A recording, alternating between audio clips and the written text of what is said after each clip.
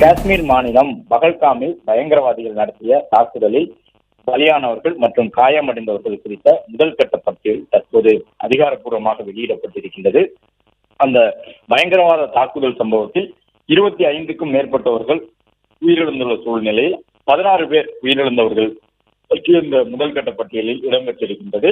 அதிலும் குறிப்பாக தமிழகத்தை சார்ந்தவர்கள் இந்த பயங்கரவாத தாக்குதல் சம்பவத்தில் பாதிக்கப்பட்டிருப்பதை முதலமைச்சர் மு.க.ஸ்டாலின் உறுதி செய்திருந்தார். இந்த நிலையில்தான் தற்போது தமிழ்நாட்டை சார்ந்த ஒரு சிலருடைய பெயர்கள் காயமடைந்தவர்கள் பட்டியலில் இடம்பெற்றிருக்கின்றது. அதன்படி சென்னையை சார்ந்தவர் 2-3 பேர் அந்த பட்டியலில் இடம்பெற்றிருக்கின்றார்கள்.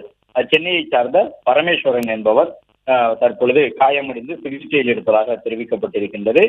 அது மட்டுமல்லாமல் தமிழகத்தை சார்ந்த பாலச்சந்திரா என்பவர் 57 வயதானவர், அவரும் தற்பொழுது காயமடைந்து சிகிச்சையில் இருப்பதாக கூறப்பட்டிருக்கின்றது.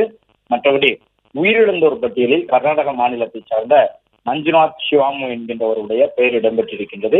மேலும் சுற்றுலா பயணியான 26 வயது இளைஞர் வினய் நார்வல் என்பவர் ஹரியானா மாநிலத்தை சார்ந்தவர், அவரும் உயிரிழந்திருக்கின்றார். உத்தரப்பிரதேச மாநிலத்தை சார்ந்த சுபம் திவேதி உயிரிழந்திருக்கின்றார். மகாராஷ்டிரா மாநிலத்தை சார்ந்த திலீப் ஜெயராம் தேசாலே அவர் உயிரிழந்திருக்கின்றார்.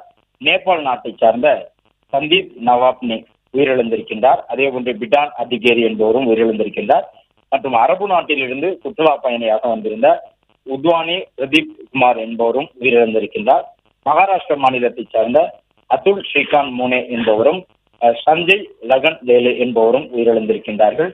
மேலும் சையது ஹுசேன் என்பவரும் ஜம்மு காஷ்மீர் மாநிலத்தில் நடைபெற்ற அந்த தாக்குதல் சம்பவத்தில் உயிரிழந்திருக்கின்றார்கள். குஜராத் மாநிலத்தை சார்ந்தவர்கள் உயிரிழந்திருக்கின்றார்கள். தமிழகத்தை சார்ந்த ஒருவர் காயமடைந்துள்ளனர்.